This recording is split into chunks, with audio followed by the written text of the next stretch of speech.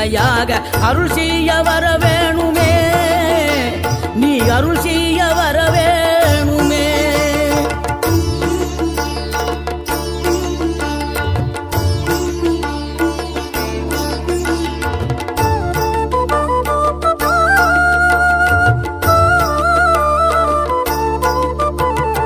இகழ்தலையும் புகழ்தலையும் ஒரு முகமாய் கருதும்படி செவி உரைத்த முத்து குமரன், நீ வறுமையையும் வளமையையும் சமநிலையாய் உணரும்படி மதி கொடுத்த செல்வ குமரன்.